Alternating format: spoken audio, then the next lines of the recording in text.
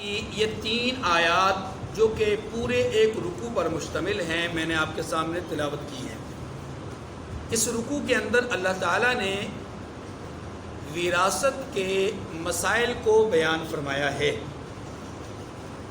پہلی بات یہ سمجھیے کہ وراثت دور جاہلیت میں بھی دی جاتی تھی، لیکن دور جاہلیت میں جو وراثت دی جاتی تھی اس میں وارث بننے کا حق صرف اس نوجوان کو ہوتا تھا جو جنگ میں کام آ سکے۔ بیوہ، بچیاں اور معصوم اور نابالغ بچے یا ذہنی اعتبار سے کمزور بچے، معذور بچے، وہ وراثت کا حق نہیں پاتے تھے۔ ایک بات۔ دوسری بات، دور جاہلیت میں ورثاء 3 طرح کے ہوتے تھے۔ ورثاء کی 3 قسمیں ہوتی تھیں۔ نمبر 1 نسبی رشتہ دار، جس کو ہم اصول اور فروع کے اعتبار سے جانتے ہیں، ماں باپ، دادی دادا مطلب اوپر، اور فروع یعنی اولاد در اولاد۔ تو نسبی رشتہ دار وراثت کا حق پاتے تھے ایک۔ دوسرا طبقہ ان لوگوں کا تھا جو منہ بولے بیٹے ہوتے تھے، منہ بولے، جن کو وہ لوگ اپنا منہ بولا بیٹا بنا دیتے تھے، اسے بھی وارث سمجھتے تھے۔ نمبر 3 ولا یعنی دوستی۔ کیا؟ دوستی، کہ ایک آدمی نے دوسرے آدمی کے ساتھ حلفاً قسم کھا کر کے عہد کیا کہ آپ میرے دوست ہیں، میں آپ کا دوست ہوں، آپ کا نفع میرا نفع، آپ کا نقصان میرا نقصان۔ اس طرح وہ زندگی گزارتے تھے، اور جب ان میں سے کوئی ایک مر جاتا تو دوسرا اس کا وارث بنتا تھا۔ تو دور جاہلیت میں وراثت کے یہ 3 طبقات ہوتے تھے، وارثین کے یہ 3 طبقات ہوتے تھے۔ نمبر 1 نسبی سلسلہ، نسب، اصول اور فروع دونوں۔ نمبر 2 جن کو اپنا منہ بولا بیٹا بنا دیتے۔ نمبر 3 وہ لوگ کہ جن کو اپنا دوست بنا لیتے۔ اسلام جب آیا تو اسلام نے پہل کچھ چیزیں ایسی تھیں کہ جن کو برقرار رکھا، مثلا دوستی کے معاملے کو برقرار رکھا، اور اس کو تھوڑا سا بدلا، اس طرح کہ وہ جو مدینہ منورہ میں سلسلہ مواخات تھا اس کو اس میں تبدیل کیا۔ نمبر 2 ہجرت کو وراثت کا ایک سلسلہ قرار دیا کہ مہاجر جو ہے وہ وارث بنے گا ایک دوسرے کا، مہاجر انصار کا اور انصار مہاجر کا۔ اسی طریقے سے اسلام نے جو ولا ہے اس کو بھی ایک وراثت کا حق بتایا۔ ولا کس کو کہتے ہیں؟ دور جاہلیت میں ولا سے مراد صرف دوستی تھا۔ شریعت اسلامیہ نے ولا سے مراد دوستی نہیں بلکہ ولا سے مراد 2 چیزیں لی۔ نمبر 1 آقا نے غلام کو آزاد کر دیا۔ آقا نے غلام کو، تو یہ جو آزاد شدہ آدمی ہے یہ اگر مر جائے اور اس کا کوئی اور وارث نہ ہو تو شریعت نے اس کے ورثاء میں آزاد کرنے والے کو وارث بتلایا ہے۔ بالکل اس کا برعکس، آزاد کرنے والا اگر مر جائے اور اس کے ورثاء میں کوئی اصول، فروع، اخیافی، اللاتی، حقیقی کوئی بہن بھائی نہیں، تو پھر ایسی صورت میں اس کا وارث وہ غلام جسے آزاد کیا گیا وہ ہوگا۔ ٹھیک ہے، تو یہ بھی ایک ولا اعتاق تھا۔ اب چونکہ اس دور میں ولا یعنی اعتاق، آزادی یا غلامی کا تصور ختم ہو گیا، غلامی کا، لہٰذا اب ولا اعتاق کا مسئلہ ختم۔ اب اگلی بات سنو، ولا کی ایک قسم اور تھی شریعت نے جو قائم رکھی، بتائی، اور وہ اب بھی موجود ہے۔ ولا کی وہ صورت کون سی ہے کہ ایک آدمی جو کہ غیر مسلم ہے اور وہ مسلمان ہو جاتا ہے کسی کی ترغیب پر، کسی کے کہنے پر مسلمان ہو جاتا ہے، اور جس کے ہاتھ پر اس نے اسلام قبول کیا، جس کے کہنے پر اس نے اسلام قبول کیا، پھر اس کے ساتھ برادرانہ دوستانہ تعلق ایسا قائم ہو گیا کہ وہ ایک ہو گئے، وہ ایک ہو گئے۔ تو اب اگر اس کا کوئی اور آدمی، یعنی جو مسلمان ہوا، نو مسلم ہم اس کو لفظ سے تعبیر کرتے ہیں، وہ جو نو مسلم ہے، اگر اس کا کوئی اور حقیقی وارث موجود نہیں تو پھر شریعت یہ کہتی ہے کہ اس کا وارث یہ آدمی ہے جس نے اس کو دعوت اسلام دی اور اس کی دعوت پر اس نے لبیک کہا اور مسلمان ہو گیا۔ ٹھیک ہے جی، تو یہ ولا اعتاق ہے۔ اب شریعت مطہرہ میں اور دور جاہلیت میں جو وارثین کے طبقات تھے وہ میں آپ کو عرض کر دیتا ہوں۔ شریعت مطہرہ سے پہلے دور جاہلیت میں 3 طبقات، ایک نسب، دوسرا منہ بولا بیٹا، تیسرا ولایت یعنی جو دوستی ہے اس کو۔ شریعت نے بھی 3 طبقات ہی بتائے ہیں شریعت نے بھی، لیکن وہ کون سے ہیں؟ نمبر 1 نسب، جو کہ دور جاہلیت میں بھی تھا۔ نمبر 2 شریعت نے ایک اور سلسلہ بتایا ہے اور وہ دور جاہلیت میں نہیں تھا، اور وہ کیا ہے؟ نکاح۔ وہ کیا ہے؟ نکاح، کہ خامن مر جائے تو بیوی وارث ہوگی، بیوی مر جائے تو خامن وارث ہوگا، جبکہ دور جاہلیت میں یہ سلسلہ نہیں تھا۔ نمبر 3 شریعت مطہرہ میں ولا ہے۔ ولا وہی میں نے ابھی آپ کے سامنے عرض کیا، ایک ولا اعتاق ہے اور ایک ولا ایمان ہے۔ ولا اعتاق جو ہے وہ ختم ہو گیا اور ایمان لانے والی جو دوستی ہے وہ برقرار رہی۔ تو اب یہ 3 سلسلے ہیں جن کو شریعت مطہرہ نے یہ بتلایا ہے کہ یہ طبقات وارث بن سکتے ہیں، یہ طبقات وارث، یہ پہلی۔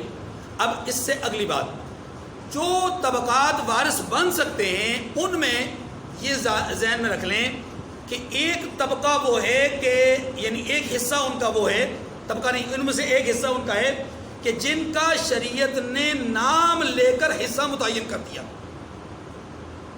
دوسرا گروہ یا دوسری جماعت ان تینوں میں سے وہ ہے کہ جن کے متعلق یہ بتلایا گیا کہ اگر وہ پہلے والے موجود نہ ہوں، جن کے حصے مقرر قرآن نے کیے، اگر وہ موجود نہ ہوں تو پھر یہ دوسرے والے جو طبقے ہیں یا دوسرے والا جو گروہ ہے یہ وارث بنے گا، اور اگر یہ پہلا دونوں موجود نہ ہوں تو پھر تیسرے وارث بنیں گے۔ یہ 3 جماعتیں کون سی ہیں، یا 3 قسم کے رشتہ دار کون سے ہیں، یا 3 قسم کے افراد کون سے ہیں؟ ان میں پہلے نمبر 1 ان کو ہم کہتے ہیں ذوی الفروض۔ ذوی الفروض کس کو کہتے ہیں؟ جیسے ماں باپ، دادی دادا، یعنی اصول اور فروع، اصول اور فروع، یہ ذوی الفروض ہوتے ہیں۔ یہ کون ہوتے ہیں؟ ذوی الفروض۔ ان کے حصے قرآن نے متعین کر دیے، ابھی ہمارے سامنے آ جائیں گے۔ نمبر 2 اگر یہ نہیں ہے، جن کے حصے متعین ہیں یہ نہیں ہے، تو پھر بتایا گیا کہ اگر بھائی موجود ہیں، بہنیں موجود ہیں، تو اس صورت میں بھائی اور بہنوں میں سے چچا اور مطلب اس طرح کے رشتہ داروں میں سے پھر جو مرد ہوں گے وہ عصبات ہوں گے۔ وہ کون ہوں گے؟ عصبات ہوں گے۔ تو اب نمبر 2 پہ آ گئے عصبات۔ پہلے نمبر پہ وہ لوگ کہ جن کے حصے متعین، دوسرے نمبر پہ وہ لوگ کہ جو وارث تو بنتے ہیں لیکن ان کے حصے متعین نہیں ہیں۔ جو ذوی الفروض سے بچ جائے گا وہ عصبات کو ملے گا۔ نمبر 3 ذوی الارحام، اگر ذوی الفروض بھی موجود نہیں، عصبات بھی موجود نہیں، قریب ترین رشتہ دار، خلاصہ یہ نسبی قریب ترین رشتہ دار موجود نہیں، تو پھر ماں کی طرف سے جو رشتہ دار ہیں، ماموں وغیرہ، وہ پھر وارث بنیں گے۔ ان کو ذوی الارحام کہتے ہیں۔ اس رکوع کے اندر، اب آئیے اس رکوع کی طرف، اس رکوع کے اندر اللہ تعالیٰ نے ذوی الفروض کے احکامات کو بیان کیا ہے۔ کس کو بیان کیا ہے؟ ذوی الفروض کے، یعنی اولاد کے، ماں باپ کے، پھر میاں بیوی کے، پھر کلالہ کے، 4 قسم کے لوگوں کے مسائل کو بیان کیا ہے۔ نمبر 1 اولاد، نمبر 1 اولاد، بیٹے بیٹیاں، پھر الگ الگ ہوں تو کیا ضرورت ہوگی، اور اگر ایک ہوں، ایک یعنی دونوں ہوں تو پھر کیا ضرورت ہوگی، یہ ابھی آپ کے سامنے آ جاتا ہے۔ نمبر 2 ماں باپ کے کیا مطلب اس کے کیا کہتے ہیں حقوق ہیں، یا یعنی وراثت کے اعتبار سے ان کے وراثت میں کیا درجہ اور کیا حیثیت ہے، اس کے مسائل۔ اور نمبر 3 میاں بیوی، اور نمبر 4 کلالہ، اس کی میں ابھی تفصیل عرض کر دیتا ہوں۔ سب سے پہلے یہاں پر آیت نمبر 11 کے پہلے حصے میں اولاد کے حصص کو بیان کیا گیا۔ اولاد کے حصوں کو دیکھیے، اولاد میں بچہ اور بچی، مذکر اور مؤنث دونوں ہوتے ہیں۔ اگر دونوں ہوں تو مسئلہ یہ ہے کہ بچے کو ڈبل دیا جائے گا، بچی کو سنگل دیا جائے گا۔ یہ ایک ضابطہ بیان کیا گیا۔ ایک ضابطہ یہ بیان کیا کہ بچے کو دوہرا اور بچی کو سنگل۔ اب اگر اس میں کوئی اعتراض کرتا ہے کہ بچی کو زیادہ ملنا چاہیے تھا، وہ کمزور ہے، یہ ہے وہ ہے، جبکہ کمزور کو سنگل مل رہا ہے، جو قوی ہے اس کو ڈبل مل رہا ہے، تو نعوذ باللہ یہ شریعت کی طرف سے بے انصافی ہے۔ اس کا جواب یہ ہے کہ بے انصافی نہیں ہے، آپ نے غور ہی نہیں کیا۔ اصل مسئلہ تو یہ تھا، اگر آپ غور کرتے تو آپ کو پتہ چلتا کہ بچے اور بچی میں فرق یہ ہے کہ بچے کے ذمے کفالت ہے، بچی کے ذمے کفالت نہیں۔ مراد مذکر کے ذمے، مرد کے ذمے کفالت ہے، عورت کے ذمے کفالت نہیں ہے۔ مرد نے اپنی بیوی کی کفالت کرنی ہے، مرد نے اپنی اولاد کی کفالت کرنی ہے، جبکہ عورت نے نہ ماں باپ کی کفالت کرنی ہے، نہ اپنے خامد کی کفالت کرنی ہے، نہ ہی اپنے بچوں کی کفالت کرنی ہے۔ تو اس لیے زیادہ ضرورت مند مرد ہوا، عورت نہیں۔ کہنے کو بظاہر مرد کا حصہ ڈبل، عورت کا حصہ سنگل، لیکن عملاً دیکھا جائے تو عورت کا حصہ ڈبل بنتا ہے اور مرد کا حصہ سنگل بنتا ہے۔ کیوں؟ اس لیے کہ دیکھیے اب یہاں پر آپ کو دوہرا جو حصہ ہے وہ مل رہا ہے، دو حصہ مل رہا ہے مرد کو اور عورت کو مل رہا ہے سنگل حصہ، لیکن عورت کو یہاں سے سنگل مل رہا ہے اور ایک حصہ اس کو مل رہا ہے دوسری طرف سے، یعنی ایک حصہ اس کو مل رہا ہے یہاں پر ماں باپ کی طرف سے اور دوسرا حصہ اس کو ملنا ہے خامد کی طرف سے۔ اس کا حصہ ہو گیا ڈبل، جبکہ اس کے زیر کفالت کوئی بھی نہیں ہے۔ اس نے اپنی یعنی حیات تعیش پر ہی جو ہے وہ خرچ کرنا ہے، اس نے اپنی عیش و عشرت کے سامان اس نے خریدنے یا اپنی ضروریات سے زائد سامان خریدنا ہے، اس کی کوئی ذمہ داری نہیں، جبکہ مرد کی ذمہ داری ہے، اور وہ ذمہ داری کیا ہے؟ خود یہ عورت بھی ہے اور اس کے بچے اور اس کی اولاد بھی اس کی کفالت ہے۔ آپ اس بات پہ بھی غور کریں کہ عورت جب تک ماں باپ کے گھر پہ ہے تو وہ ماں باپ کے زیر کفالت ہے، جب وہ شادی شدہ ہو جاتی ہے تو اپنے خامن کے زیر کفالت چلی جاتی ہے۔ اس لیے عورت کو کسی قسم کی بھی بظاہر ضرورت نہیں ہوتی عام حالات میں۔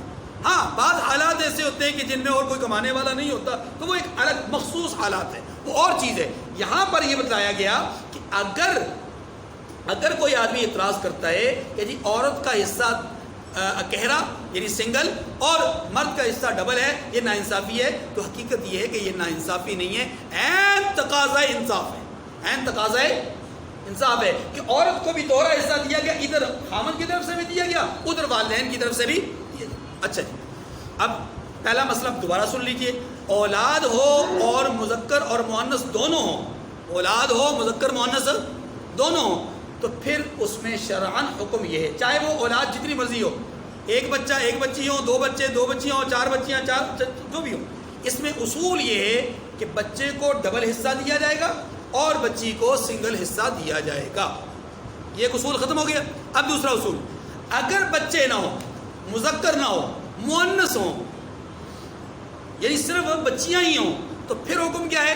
پھر دو صورتیں ہیں۔ یہ کیا ہے؟ ایک صورت یہ ہے کہ بچی ایک ہے، اگر بچی ایک ہے تو پھر اس صورت میں بچی کو اپنے والد یا والدہ کے کل سرمایے میں سے آدھا حصہ دیا جائے گا۔ بچی اگر اکیلی ہے، بھائی نہیں ہے، کوئی بہن بھی نہیں ہے، تو پھر بچی کو کتنا ملے گا؟ آدھا حصہ۔ لیکن اگر بچی اکیلی نہیں، بچی اکیلی نہیں، دو بچیاں ہیں، تین ہیں، چار ہیں، ٹھیک ہے، تو پھر اس صورت میں والد یا والدہ جو فوت ہو گئے اس میں ان کے مال میں سے کل مال کے 3 حصے کیے جائیں گے اور 2 حصے ان بچیوں میں تقسیم کیے جائیں گے۔ وہ 2 ہوں، 3 ہوں، 4 ہوں، ان 2 حصوں کو یعنی 2/3 حصے کو ان 2، 3، 4، 5 بچیوں میں پھر برابر تقسیم کیا جائے گا۔ یہ ہے 3 صورتیں اولاد کی۔ اگر مذکر اور مؤنث دونوں ہوں تو مذکر کو ڈبل، مؤنث کو سنگل۔ نمبر 2، صرف مؤنث ہو، اس صورت میں اگر مؤنث ایک ہے یعنی ایک بچی ہے تو کل مال کا نصف حصہ، اور اگر بچی ایک سے زائد ہو تو کل مال کے 2/3 حصے۔ یہ 4 صورتیں آپ کو سمجھ میں آ گئی۔ اب اگلی بات سنو کہ اگر بچی نہیں ہے، بچہ ہی ہے اور ادھر ماں باپ بھی نہیں ہے، مرنے والے کے ماں باپ بھی نہیں ہے، تو اس صورت میں یاد رکھیے یہ بچہ اپنے ماں یا باپ کا کے کل سرمایہ کا مالک بنے گا۔ وجہ یہ ہے کہ یہ عصبہ بھی صحیح ہے، یہ ہے عصبہ۔ یہ کیا ہے؟ عصبہ، کہ وہ ایک ایسا مذکر ہے کہ جس کا حصہ قرآن پاک نے متعین کیا ہے، اور وہ متعین کیا ہے کہ اگر بچی کو اکیلی بچی ہوتی تو کتنا دیا جاتا؟ آدھا۔ تو اس کے مقابلے میں جب بچی کے مقابلے میں مذکر آ گیا تو کتنا ملے گا؟ پورا، کیونکہ پہلے اصول بیان ہو چکا ہے کہ للذکر مثل حظ الانثیین، مذکر کو ڈبل دیا جائے گا، مؤنث کو سنگل دیا جائے گا، ٹھیک ہے جی۔ تو اولاد کے حوالے سے جو حصے قرآن پاک نے بتائے وہ یہ تھے، میں نے آپ کے سامنے عرض کر دیا۔ دوسرا طبقہ والدین کا، والدین کی جو وراثت میں حصے ہیں وہ اس کے 3 آپ اصول سمجھ لیں، 3 ضابطے سمجھ لیں۔ پہلا ضابطہ یہ ہے کہ مرنے والا یعنی بیٹا، مرنے والے کے ماں باپ حیات ہیں اور مرنے والے کی اولاد بھی ہے۔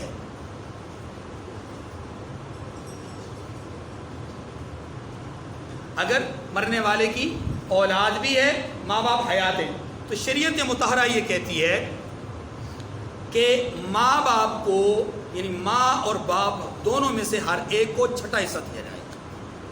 باقی جو 4 حصے ہیں وہ اولاد میں تقسیم ہوں گے۔ باقی جو 4 حصے ہیں وہ کس میں تقسیم ہوں گے؟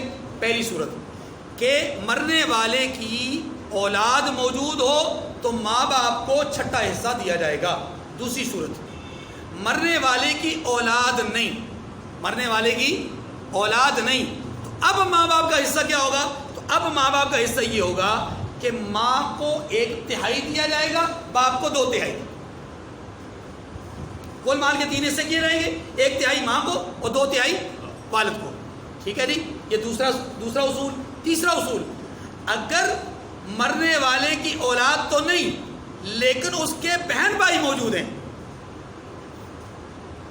مرنے والے کے بہن بھائی، اور بہن بھائی 3 طرح کے ہوتے ہیں، حقیقی بہن بھائی، علاتی بہن بھائی اور اخیافی بہن بھائی، مطلب ماں اور باپ دونوں ایک، کسی کے ماں اور باپ دونوں ایک ہوں۔ نمبر 2، باپ تو ایک ہو لیکن ماں الگ الگ ہو، بھائیوں بہن بھائیوں کی ماں الگ الگ ہو، باپ ایک ہو، اس کو علاتی کہتے ہیں۔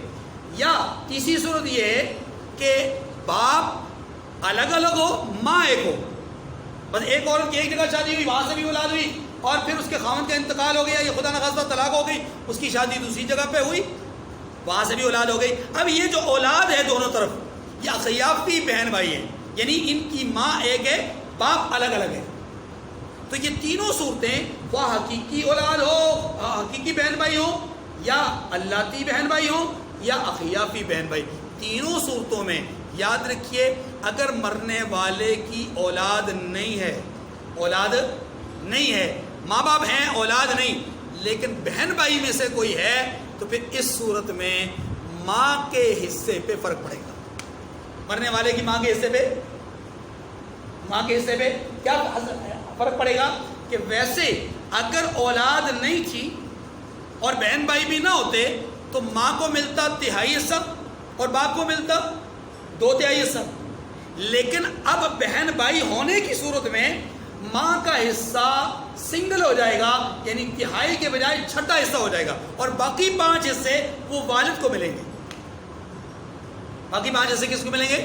والد کو ملیں گے، کچھ عصبہ ہونے کی وجہ سے اور کچھ اس کا اپنا ذوی الفروض میں سے، ٹھیک ہے جی۔ یہ ماں باپ کے حصص کو بیان کر دیا میں نے، 2 طبقات کے حصے بیان ہو گئے، اولاد کے بھی اور ماں باپ کے بھی۔ اب تیسری صورت ہے یا تیسرا جو یہاں پر حصہ بیان کیا گیا ہے، تیسری قسم، وہ ہے نسب کے بعد نکاح کا جو ایک سلسلہ ہے اس کے بعد، اس میں میاں بیوی یعنی خامد اور بیوی ان کے حصوں کو بیان کیا گیا۔ خامد کے مرنے کی صورت میں یا بیوی کے مرنے کی صورت میں رہ جانے والے کا حصہ کیا ہوگا؟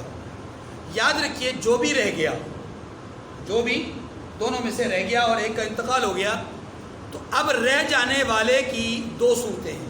ایک صورت یہ ہے کہ مرنے والے کی اولاد ہے، اور دوسری صورت یہ ہے کہ مرنے والے کی اولاد نہیں۔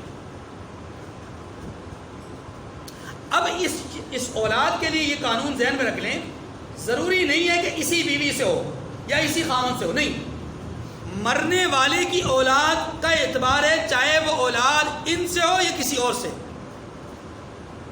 سمجھ رہے نا؟ مثال کے طور پر ایک آدمی نے 2 شادیاں کی، ایک شادی کی تھی اس میں اہلیہ کا انتقال ہو گیا لیکن ایک بیٹی یا ایک بیٹا تھا، یا 2 بیٹیاں 2 بیٹے تھے، اور دوسری شادی کی اور اس میں سے اولاد ہوئی اب اس کے بعد بیوی حیات ہے، خاوند فوت ہو گیا، خاوند فوت ہو گیا، اب دیکھیں اولاد ہے، اس بیوی سے بھی ہے اور پہلی بیوی سے بھی ہے۔ اب اسی کو آپ الگ سے یوں سمجھ لیجئے کہ اس بیوی سے اولاد کوئی نہیں، لیکن پہلی بیوی سے اولاد ہے، تو اب یہ خاوند اگر مر گیا تو تب بھی حکم وہی ہے، تب بھی حکم وہی ہے جو ابھی عرض کروں گا، کیا کہ اولاد موجود ہے، اس آدمی کی اولاد ہے، چاہے اس بیوی سے ہو چاہے پہلی بیوی سے۔ اسی طرح برعکس اگر بیوی کا انتقال ہو گیا، بیوی کا انتقال ہو گیا اور خاوند حیات ہے، تو بیوی کی اولاد دیکھی جائے گی، خواہ اس خاوند سے خواہ اس سے پہلے اگر اس نے کوئی شادی کر رکھی تھی اس سے، اگر اس کی اولاد موجود ہے تو مسئلہ کچھ اور ہوگا، اور اگر اولاد موجود نہیں تو مسئلہ کچھ اور ہوگا۔ اب مسئلہ کیا ہے؟ قرآن پاک یہ کہتا ہے کہ اگر عورت کا انتقال ہو جائے، کس کا انتقال ہو جائے؟ عورت کا، بیوی پہلے فوت ہو جائے، خاوند زندہ ہو، تو اگر اولاد موجود نہیں،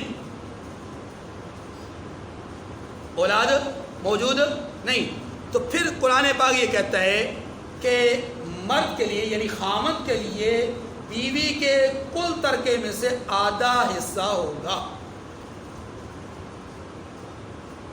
پھر عرض کر دیتا ہوں، بیوی کا انتقال ہو گیا، خاوند حیات ہے، اور اس بیوی سے جس کا انتقال ہو گیا اس سے کوئی اولاد نہیں ہے، اس سے کوئی اولاد۔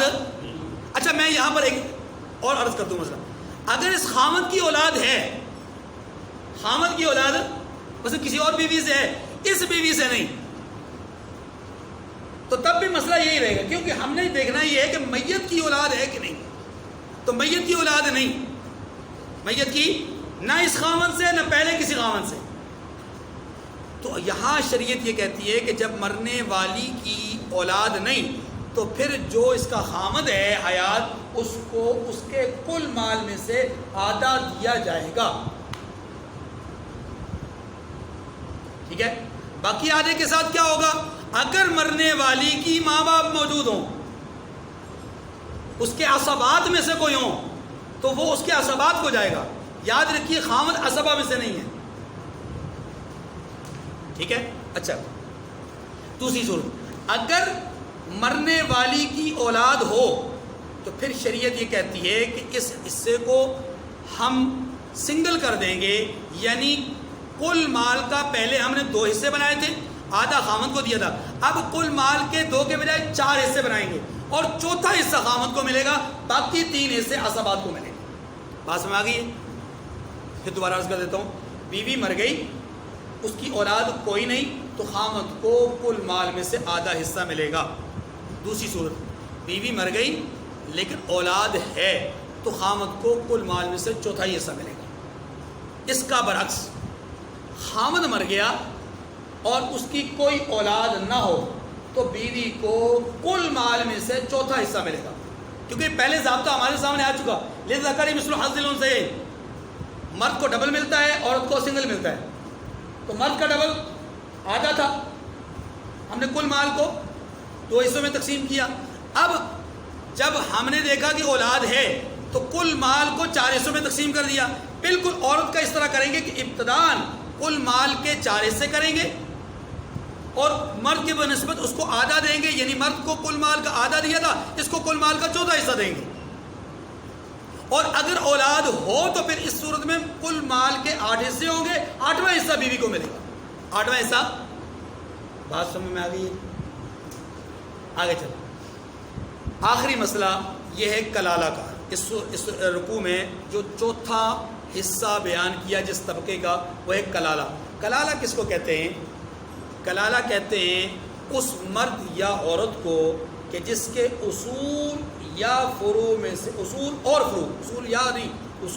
فروع میں سے کوئی نہ ہو، اصول اور فروع میں سے ماں باپ نہ ہو، دادا نہ ہو، پردادا نہ ہو، یعنی اوپر کا سلسلہ ختم ہو چکا ہو۔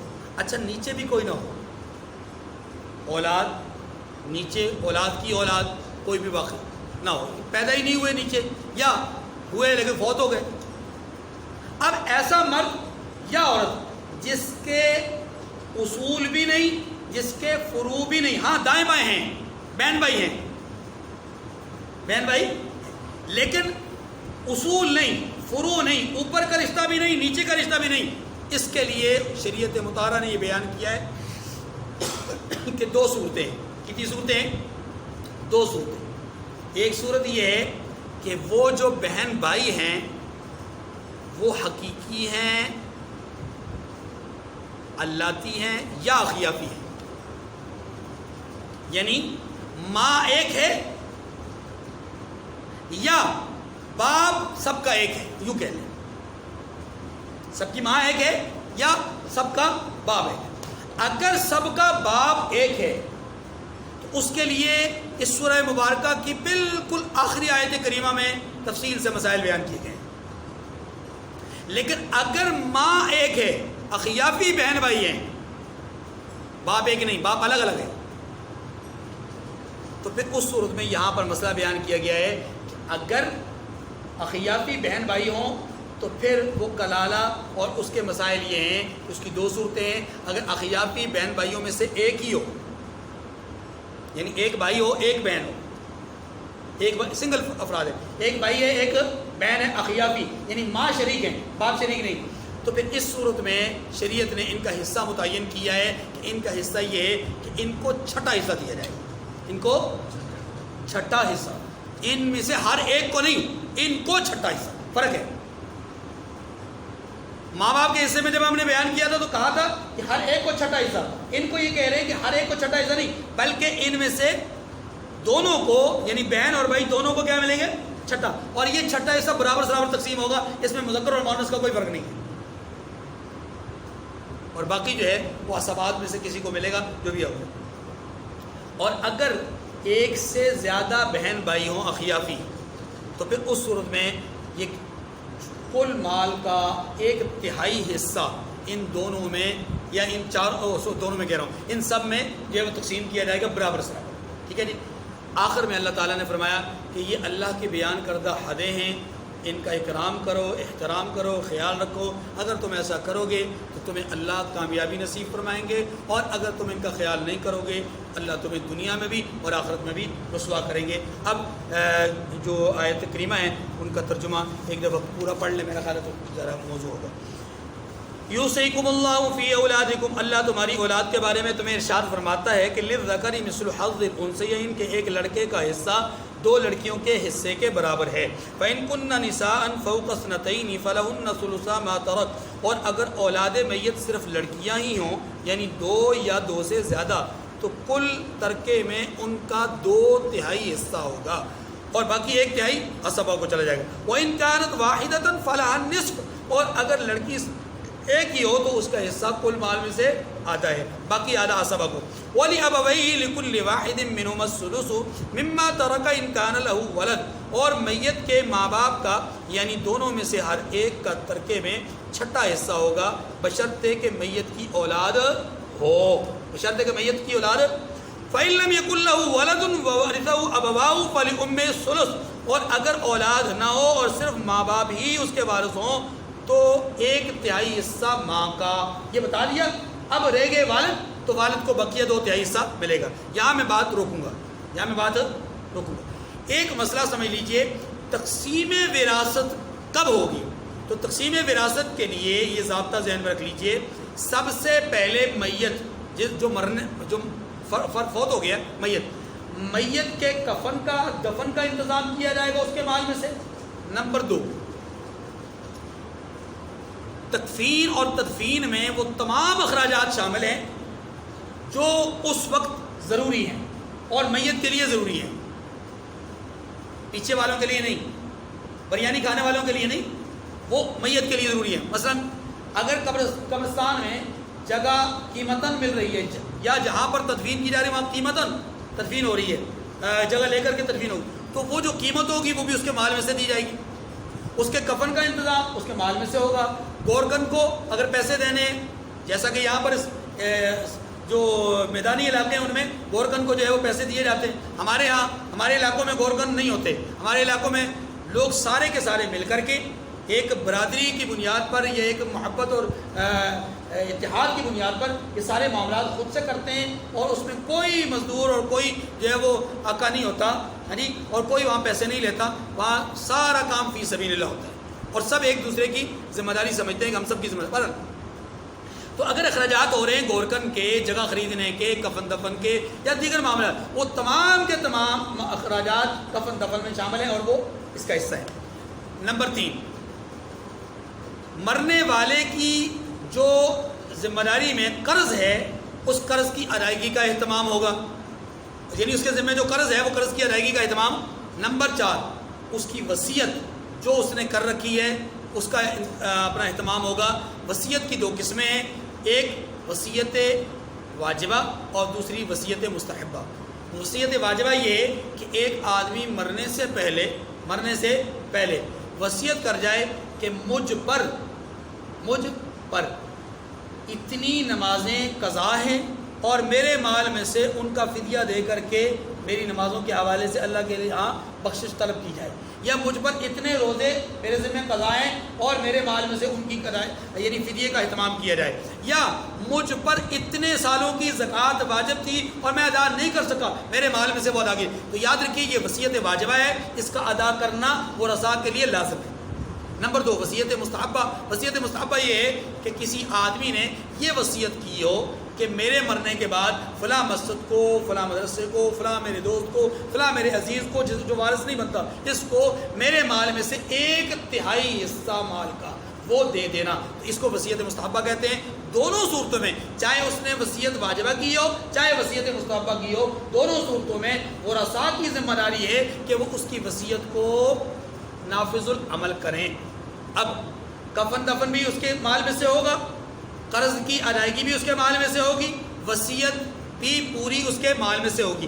یہ سارا کچھ کرنے کے بعد اب جو مال بچے گا اس مال کو اس قانون اور ضابطے کے مطابق تقسیم کیا جائے گا جو ہم نے ابھی پڑھا. اولاد کا حق، ماں باپ کا حق، میاں بیوی کا حق اور کلالہ کا حق. ٹھیک ہے جی. فرمایا کہ فَإِن لَّمْ يَكُن لَّهُ وَلَدٌ وَوَرِثَهُ أَبَوَاهُ فَلِأُمِّهِ الثُّلُثُ. اگر اولاد نہ ہو تو صرف ماں باپ ہی اس کے وارث ہوں تو 1/3 حصہ ماں کا ہوگا، باقی 2/3 حصہ والد کا. فَإِن كَانَ لَهُ إِخْوَةٌ فَلِأُمِّهِ الثُّلُثُ مِن بَعْدِ وَصِيَّةٍ يُوصِي بِهَا أَوْ دَيْنٍ. اگر میت کے بھائی بھی ہوں تو ماں کا حصہ چھٹا، تہائی سے چھٹا. میں نے عرض کیا تھا کہ بہن بھائی ہوں تو ماں کا حصہ متاثر ہو جائے گا. اچھا، اور یہ تقسیم ترکہ میت کی وصیت کی تعمیل کے بعد جو اس نے کی ہو یا قرض کی ادائیگی کے بعد جو اس کے ذمہ ہو. یہاں ایک سوال پیدا ہوتا ہے کہ مولوی صاحب آپ نے کہا کہ پہلے قرض کی ادائیگی ہوگی پھر وصیت کا اہتمام ہوگا، قرآن پاک یہ کہتا ہے پہلے وصیت پھر قرض. اس کا جواب یہ ہے کہ قرآن پاک نے جو کہا ہے وہ صرف اہتمام کرنے کے لیے کہا ہے، ورنہ عملاً پہلے قرض ہی ہے اور پھر وصیت ہے. عملاً پہلے قرض ہے پھر وصیت ہے. یاد رکھیے قرآن پاک نے ایسا کیوں کیا؟ اس لیے قرض تو عمومی طور پہ سب کو معلوم ہوتا ہے جبکہ وصیت عمومی طور پہ سب کو معلوم نہیں ہوتی. تو قرآن پاک نے اس لیے وصیت کو پہلے اہتمام کے ساتھ ذکر کیا کہ کہیں ایسا نہ ہو وہ چیز جس کا عام طور پہ لوگوں کو پتہ نہیں، کہیں تم بھول کر کے گنہگار مت ہو جانا، اس لیے اس کو پہلے ذکر کیا. باقی عملاً وہ بعد میں ہے، قرضہ پہلے ہے، قرض پہلے ہے. اور اس کی مثال یہ کہ اگر ایک آدمی کے ذمے قرض ہے 2.5 لاکھ روپیہ اور اس کے کل ترکے کی جو اب مالیت بنتی ہے سب کچھ کی ادائیگی کے بعد وہ کیا بنتی ہے؟ 2 لاکھ روپیہ بنتی ہے. تو قرض اس کا 2.5 لاکھ اور اس کے ذمے اور اس کی اس کے پاس کل مالیت 2 لاکھ اور وصیت اس نے کی ہے 50,000 کی. تو اب وصیت پر پہلے عمل نہیں کریں گے، پہلے 50,000 نکال کر کے اس کے مال میں سے باقی 1.5 لاکھ کو قرض میں نہیں دیں گے، بلکہ پہلے 2 لاکھ کو قرض میں ادا کریں گے. اگر مال بچ گیا تو وصیت، اور اگر مال نہیں بچا تو پھر وصیت نافذ العمل نہیں ہوگی. جیسا کہ ورثاء کے ہاتھ میں کچھ نہیں آئے گا ایسے وصیت والے کے ہاتھ میں بھی کچھ نہیں آئے گا. اچھا، اگلا سوال کہ جی یہ کیا بات ہوئی کہ عورت کا حصہ کم ہوتا گیا، مرد کا حصہ بڑھتا گیا. بعض صورتوں میں مذکر کا حصہ ڈبل ہے، مؤنث کا حصہ سنگل ہے، یہ بھی ایک. اور بعض صورتوں میں کسی اور کے آ جانے کی وجہ سے مؤنث کا ہی حصہ متاثر ہوتا ہے، جیسے بہن بھائیوں کے آنے کی صورت میں ماں کا حصہ متاثر ہو جاتا ہے. یہ کیا بات ہوئی؟ یہ حصوں میں کمی بیشی کیوں؟ یعنی سوال پیدا ہوتا ہے کہ ایسا کیوں ہے؟ اس کا جواب یہ ہے کہ ہم اس کی حکمت سے واقف نہیں، لیکن اللہ فرماتے ہیں آباؤکم و ابناؤکم لا تدرون ایہم اقرب لکم نفعا.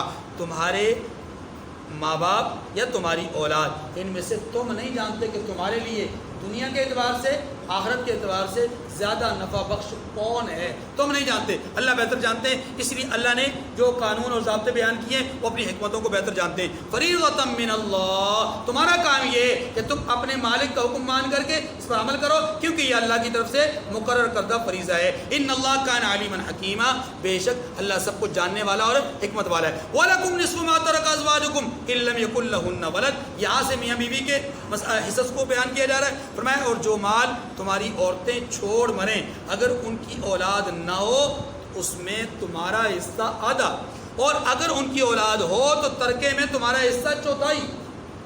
لیکن یہ تقسیم وصیت اور قرض کی ادائیگی کے بعد آگے فرمایا وَلَهُنَّ الرُّبُعُ مِمَّا تَرَكْتُمْ إِن لَّمْ يَكُن لَّكُمْ وَلَدٌ، اور جو مال تم چھوڑ مرو، یعنی اگر تمہارا انتقال ہو جائے اور جو مال تمہارا بچ جائے گا اس میں سے تمہاری بیویوں کا حصہ کتنا ہے؟ فرمایا إِن لَّمْ يَكُن لَّكُمْ وَلَدٌ، اگر تمہاری اولاد نہیں ہے تو ان کا حصہ چوتھا۔ وَلَهُنَّ الرُّبُعُ، ان کے لیے کون سا حصہ ہے؟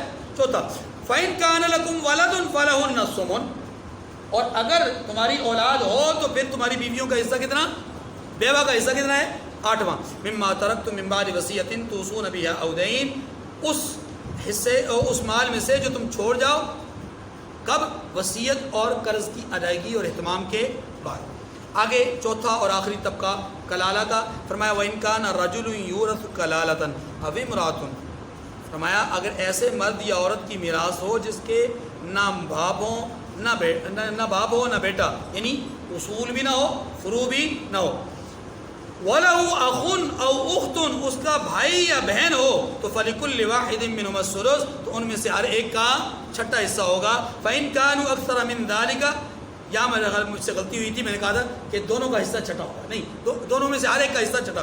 فَإِن كَانُوا أَكْثَرَ مِن ذَلِكَ فَهُمْ شُرَكَاءُ فِي الثُّلُثِ مِن بَعْدِ وَصِيَّةٍ يُوصَىٰ بِهَا أَوْ دَيْنٍ غَيْرَ مُضَارٍ، اور اگر ایک سے زیادہ ہوں، بہن بھائی ایک سے، لیکن یہاں بہن بھائی سے مراد اخیاتی ہے، ماں شریک بہن بھائی، فرمایا ایک سے زیادہ ہوں تو سب 1/3 میں شریک ہوں گے، یہ حصے بھی وصیت اور قرض کی ادائیگی کے بعد ہوں گے، لیکن ایک شرط ہے، فرمایا بشرط ہے کہ ان سے میت نے کسی کا نقصان نہ کیا ہو۔ کیا مطلب؟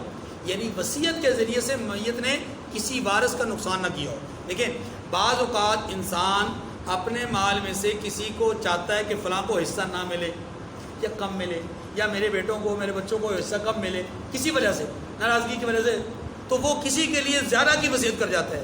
تو شریعت یہ کہتی ہے کہ نہیں، کسی کے حصے کو متاثر نہیں کرنا، اگر کسی کو حصے کو متاثر کرو گے تو آپ گناہ گار بنو گے۔